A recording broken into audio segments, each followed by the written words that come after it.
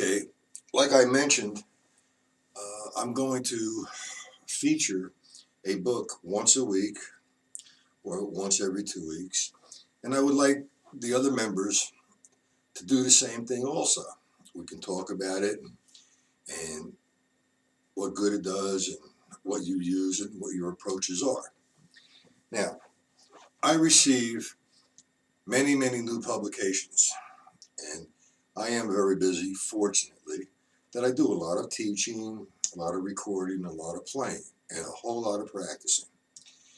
And when I receive a publication, I kind of put it to the side, and when I do get time, I research or I look at the book and see what it's all about. Now, today, in today's market, there's an abundance of new publications. Same thing usually, this is your right hand, this is your left hand, these are eighth notes, and this is a rock pattern, this is what is used in this particular song, so on and so forth. And just another book, nothing new said. And what can you say? Somebody's just trying to make a name for themselves. Now, I received this book, Drumopedia, and this was written by Dan Britt. Now, Dan Britt is from New Jersey, great drummer, great educator. And I've developed somewhat of a friendship after I read the book and started to use the book.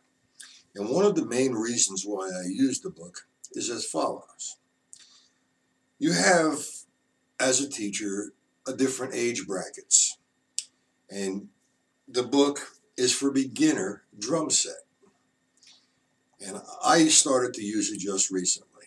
And it has proven to me and shown me great results, not just in playing, but in attitude.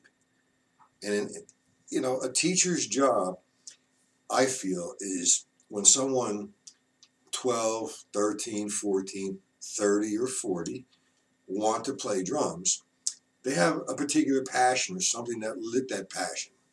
And that's like they listen to a tune, or they follow a few different groups, and they love the drumming. Blazing double bass drums, outrageous singles, a nice groove, so on and so forth. And that's, when a person is like 13, 14, or 20 or 30, you can talk to them about what they really need to accomplish that. However, when you get a young student, 10, 11, 12, he has a dream to be a drummer. And how do we light that passion?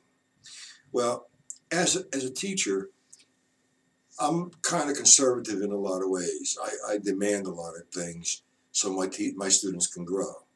And I don't have the same criteria for everyone. Everyone is different. But it's the usual. This is a quarter note. This is an eighth note. This is a triplet. This is how you hold a stick. It's downstroke. It's upstroke.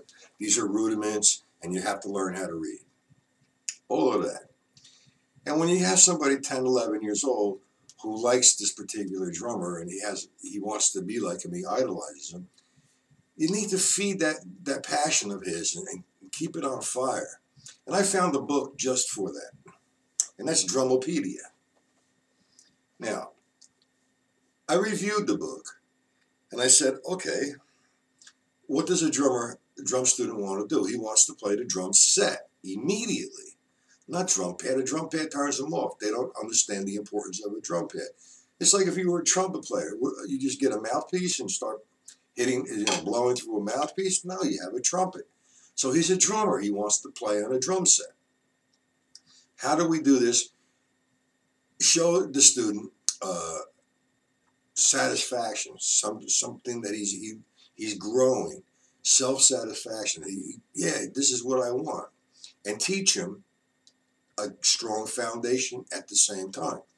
Well, that's what Drumopedia is about. It makes the drum student of that age, keeps his passion going. Yeah, it's showing you eighth notes, and this is your bass drum, this is your hi-hat, so on and so forth. And the student really enjoys that. They say, oh, wow, this is what I really want to do. This is it. As opposed to just showing him a full stroke or a downstroke or taps, and then I'll see you next week. And after a period of 3 or 4 weeks, his interest is going, his passion is dying. But this book keeps the passion of the student on fire. It's designed very, very well. It shows the student the difference between quarter notes and eighth notes, and where to place the drum, the bass drum and the snare drum, and counting systems. Now, the students are all excited about this. Oh, wow, this is how you do that. And it, like I said, keeps the passion going. Now, as a teacher, when you're showing your student things like this, now you can institute your criteria. This is a paradiddle. This is what you can do with a paradiddle on the drum set.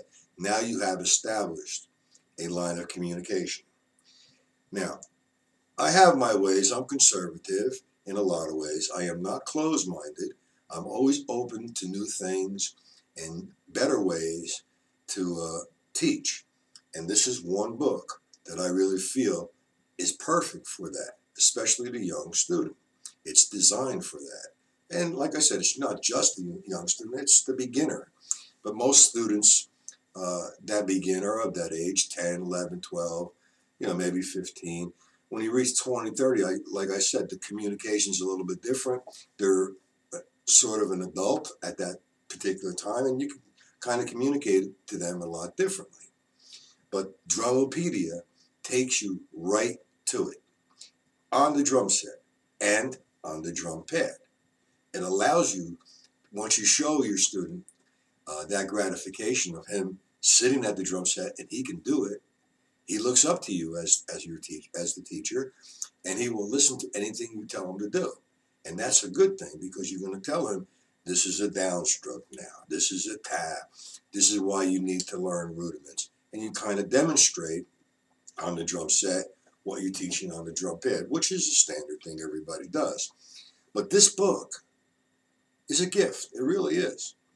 It's showing the student immediately why he's learning eighth notes and what you can do with an eighth note, why you hit the snare on 2 and 4, why you need to develop control of your limbs immediately.